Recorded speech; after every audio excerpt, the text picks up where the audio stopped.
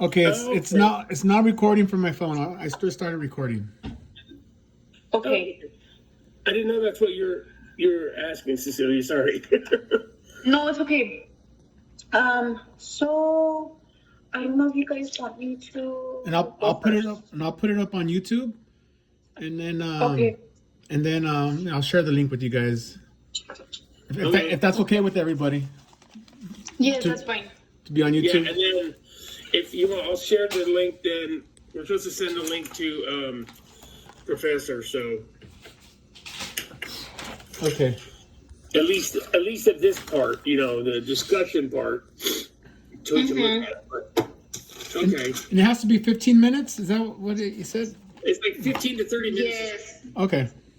Yeah, it says. Yeah, discussion should be between 15 and 30 minutes. So that's for discussion 3. And then if we wanted to do any talking about what we're going to do for assignment 6, I don't think we need to record that. I don't think so. I think we just everybody has to do their part, and somebody's going to submit the one copy, right? I think. Yes. Everyone submits. Yeah. Does everybody submit the same one? Sorry, I wasn't there during the. Yes. Okay. So everybody submits the same one, or is it one person submits it? Everyone submits the same one. Okay. Alfredo, I don't think I could hear you. Alfredo, were you saying something? No. No, we can't hear you. Yeah, we can't hear you. I think you got to put your mic on. Okay. Let's wait for Alfredo to connect his audio. Can you hear me? Oh, there you go. Here we go. Okay. I had to go into my computer settings. Sorry, I kept saying stuff and I didn't realize it. Okay. Yeah, so I think, I'm not sure, but I believe with one link under the discussion is enough. Yeah. Okay. Yeah. It says he just needs record your group's discussion and post the link so your instructor can access the discussion for grading purposes. Okay, great. Oh, just this link? Yeah, we just send him the link. Okay. So if you're going to put it on YouTube, then that'd be perfect. Okay. All right. Yeah. Yeah. All right. So you want to go in order of the way the template goes, the respect? Want me to go first, or do you guys have a turn? Well, That's on assignment 6. We're doing our discussion board post. Yeah. That other one's the other one doesn't need to be recorded. Yeah, the function, the discussion, how do we determine the function of behavior? Discussion 3. Yeah. And we had 2 prompts. How does an understanding of the context in which behavior occurs, ABC, help you develop interventions? And then share a time you think you have seen a mismatch between function and intervention. So we're discussing the discussion question on here as well. Yeah, that's the first thing we're doing. Yeah. Okay. That's the only thing we have to turn in. Yeah. The other one just has to be the written one, so we don't have to actually Oh, really? video that one. Yeah. Yeah. Yeah. So when we're done talking about the discussion question, you could stop recording, but then we'll stay on to make sure we're good with the rest of what we do this time. Yeah. Yeah. So did anybody watch so everybody's watched the video Correct. about how to determine the function of behavior? Yeah. Yes. And let's introduce ourselves because he said he to introduce. My name's I'm Alfredo Sanchez. Brian Wellborn. I'm Armando Contreras. And I'm Nicholas Sinkwich. And I'm Cecilia Puga. Okay. All right, Brian, go ahead. You can start it off. Oh. So one of the things I think that the most important thing I got out of this this subject is the idea that the behaviors or the functions of the behaviors are either to seek attention, get something positive at it, or something they want, right? Or you're avoiding something or getting out of having to do that. And it makes me think about, because I remember in a class or something like that, or I was at a PD or something, and Jenna was talking about the brain and how the brain only does two things: seeks pleasure and avoid. And so it just made me think of that, like with these behaviors. You know, if you have a kid who is acting out, like being defiant, he's trying to avoid doing the task that they're asking. He's being asked to do, right? So he's looking to how can I avoid this by maybe doing some other activity. So with my kids, they do not like to write. And so a lot of times I'll have them tell me stuff. So their written skills are really bad, but their verbal's okay. So they can tell me about it, right? But they're still avoiding the tasks that we're asking them to do. And then I also noticed that I get a lot of kids who, just to get attention, they say a lot of stuff, or they, move around a bunch, whatever, so they can get that attention of, hey, what's going on? What can we do? Are you okay? Yeah, and stuff like that, because they're trying to get just attention-seeking behaviors. And so I just thought about that, because I see that a lot in class. I have kids who are doing stuff clearly to get attention, whether it's good or bad. What, Who runs around my class all the time. He does it for attention. Brian? What's the number one thing you go to for like a consequence when they're attention seeking? The first thing we always have them do is go sit down, right? Like, get back to your desk. Get back to your desk. We do, you step outside, because I have kids with ADHD, and a lot of them have breaks they have breaks as one of their accommodations. So it's like, do you take a break outside real quick, 5-minute break, whatever?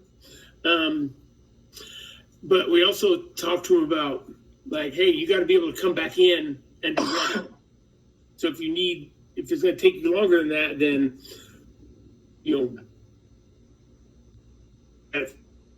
right? Because it's not just go outside for 5 and mess around and come back and continue to do the same thing. So a lot of times, myself or one of my instructional assistants will go outside and talk with a student about, hey, you're supposed to be doing your math assignment. Would you like to, are you getting too overstimulated in the class? Do you want to go to the library? And we could do it one-on-one. But that's the kind of the plan we kind of follow. If it's attention-seeking behavior, unless they break something or say something really bad or whatever, I don't kick them out of my class. We're a really small school to begin with, and we don't have a lot of resources. So it's like, all we can do is, like, we can take you to the office for a little bit, or you sit home. So we try to be creative. Okay. I'll step in and go next. So I agree with Brian. I think the determining the function of a behavior is those two things, two reasons. Either they're trying to get or obtain something, or avoid or escape. I also, from watching the video, I learned that sometimes the teachers kind of inflate the problem. So some teachers tend to ignore a behavior, and that result just becomes relevant. So the students just continue to do it. So it's like, sometimes by avoiding them the student realizes that that's their escape. And that's kind of one of the things I noticed from the video. On a more personal level, a situation I've had is, I think a lot of people know this, but I work a lot. I'm a substitute teacher, and I work a lot at a adult transition program. And we have one student. His name is Rudy, and he likes to not participate or not do anything. And the in-class teacher that I've actually been in there with tends to do that. She tends to ignore him and just kind of moves on, and just has other students participate or have other students actually do the work. So at the same time, it's unfair to all the other students because they might be also picking up on that and might realize that maybe that's okay. Maybe they can pull the same thing. And in his case, it's not for attention. He's actually doing it to avoid or escape doing the work. But what I've noticed that actually works with him is that the school has a lot of privileges. So at the end of the day, sometimes they're able to go visit their friends in another classroom. And that's one thing Rudy really likes. So due to the fact that, it's not something that he's supposed to be doing, but it's a privilege. If you make that, hey, Rudy, please participate, or please do this with us. If not, you won't be able to see your friend in so-and-so's class. And he snaps right out of it. And that consequence really does lead him to actually participate in class and communicate with all his other peers. So that's what I've noticed that works on a personal level in that situation. I would like to go next. Oh. I'm sorry, go ahead, Brian. Go ahead. No. Oh, okay, I'm sorry. I'm sorry. I want to answer, how does an understanding of the context in which behavior occurs help you develop interventions? So I'm also a substitute teacher, and I have worked with some of the same classes multiple times. So I've seen how the students develop. And in this case, I've seen kindergartners from the beginning of the school year up until now. So I was with the specific group of kindergartners, and I've noticed that, like, taking a deep breath, going to a calming corner, asking for a break, setting a timer for them, or like, I want to call it like negotiating. Like today, one of the kids asked me, "Can we watch Bluey?" And I'm like, "Yes, of course you can watch Bluey, but you need to behave. You need to finish all your work right now, and then because they have like 20 minutes of playtime at the end of the day." So I told them, "I could play Bluey for you if you take your work right now, and like you put everything away." So I think that really helps them, instead of like, no, behave, because we had a rough day. Instead of like, no, we're doing like X, Y, and Z. And one of the kids does have a hard time with transitioning, especially after lunch. He's like, "Are we going home? I miss my mom." And then like other kids start like, "It's a short day." And I'm like, "No, you know very well it's not a short day. You know that Fridays are your only short days." So for this particular student, he does have autism. So I have been trying to help him by like getting his mind off of like, we're transitioning and we're not gonna go home. So I usually tell him like, it's okay if you sit at your desk, if that makes you feel better. And that goes into the second question. That's the time that I have seen a mismatch between function and intervention. I usually tell him like, it's okay if you want to be at your desk if that makes you feel more comfortable. And in one occasion, he was having a rough time completing his assignment, and his teacher isolated him. He was acting out. He tends to ask for attention. So he'll whine or he'll cry. So his teacher just isolated him. And instead of that helping him, it made the situation worse. So when he did go to recess and he came back, he was able to complete his assignment successfully, and he acknowledged how much better he felt after that break time. So that's my contribution to the discussion. It's funny that the topic has come up twice about teachers like making it worse, or almost like being sorry. I know what you're trying to say, so but I can't say that word. Here it is. Egotistical towards the kids. Like, I have an IA in my room who he does that a lot. Like,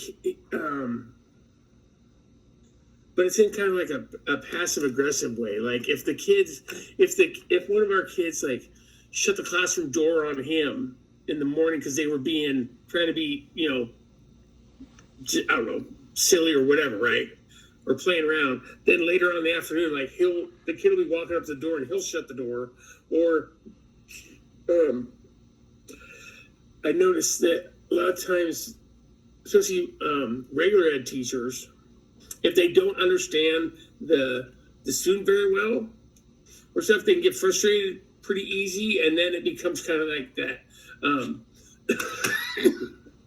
that constant conflict, right? Where they're getting frustrated behaviors, and then they start getting sarcastic or like start, playing kid, and pretty soon it just gets worse. And then you end up having some intervention or actual consequence that is way different than what the original issue was, right?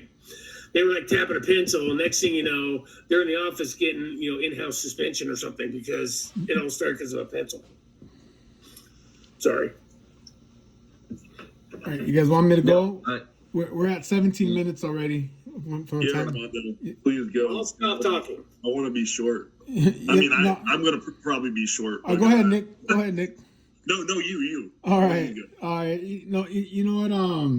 I worked with severely emotional disturbed and behavioral disturbed kids for a lot of years, and also worked at a group home, level 14 group home. So I know there's a multitude of behaviors and stuff that these kids go through. And actually, I ended up watching all the videos that were on that website. And there's a lot of good stuff on there. I was tripping on one of those videos that said that I want to say like half of the teachers that are teachers end up quitting before year 5, just because the behaviors are just really, really crazy from these kids. But the one thing that really stuck out to me was the ABCs, the antecedents, behavioral, and consequences that they spoke about. Learning the antecedents and documenting it, and not really making any changes from the very beginning until you really truly find out, okay, what are the triggers for these behaviors? What is triggering some of these kids to act a certain way, and what's causing a certain behavior? Because we might think it's something that just from the very first couple of times that they're behaving a certain way, but it's actually a different type of trigger. So really documenting the triggers that they have, the antecedents, then we can focus on the behaviors, and then we could develop an intervention for whatever behaviors that they're trying to do. I also on the discussion, I get an example. It's just not these emotional people. I give the example of a typical parent taking their kid to a store, and the kid wants a certain toy. They throw a fit. The parent gets upset. They tell him no, but then the parent ends up buying him whatever the child wanted. At the end of the day, what did you teach the child? Throw a tantrum, you get what you want. As far as the functioning of behavior goes, So I mean, it's just not just the emotional kids. It's in our own families that we need to be careful with. How we deal with behaviors. But that's pretty much it. I'll let you go ahead and go next, Nick. Oh, I don't have much. The biggest takeaway I have from the video is that the innovations only work when they line up with the function of the behavior. So, if we don't understand the ABC context, we're often just reinforcing the problem without realizing it. And so, I've only been doing this site subbing for this is my second year site subbing, third year coaching football.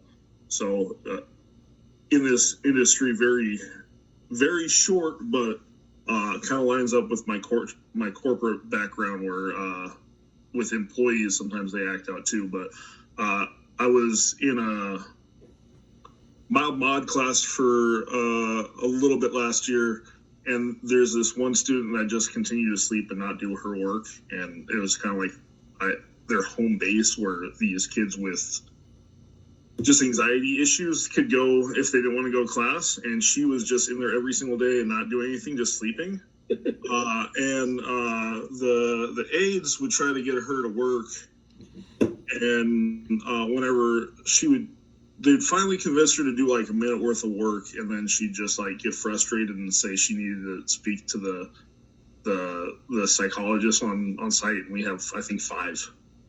But her psychologist, and I finally told him, I'm like, she's only continuing to ask for that because she knows that psychologist is so busy and she's not going to get up here until the end of the day.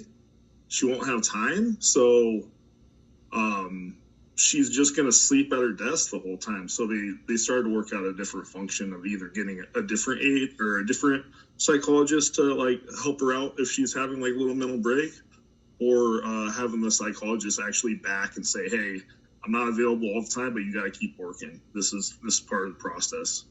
So she's actually going to class now. I've seen her a few times. She's not just hanging out and sleeping, so that's good. Yeah. Yeah, kids will stick with the behaviors and find whoever will give them what they're looking for. You know, like you said, Yeah. It's a psychologist that is super busy, but she's going to wait it out. And, you know, I can't do anything until I talk to this person, and she's going to wait it out all day. Oh, yeah. You know, and it can be very difficult. Yeah. I'm sure it was difficult for the aides too, probably battling with this person for a long time just to do work, and finally they're just like, fine, like at least you're showing up. I'm not going to make you do any work because you're going to have credit recovery here in like a year when you're so behind on all this stuff.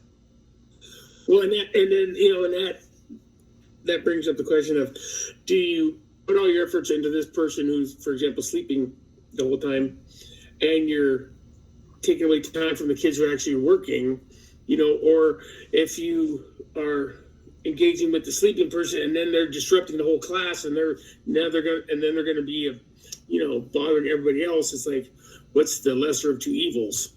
Exactly. You know, I kind of go to the point where it almost seems like, due to the fact there's 2 functions of the behavior, they first sometimes they'll start with one, like try to escape from doing something, and then that leads to receiving more attention, and so they're also trying to obtain attention at the same time. So kind of they're doubling up, I guess, in a sense. Yeah. Are we good? Anybody else have anything to? No. I was just gonna agree with you, Alfredo. That's all I was gonna say. All right, great discussion, guys. I think we can. Okay, I'm gonna end this recording. Okay. All right. Recording. This is the first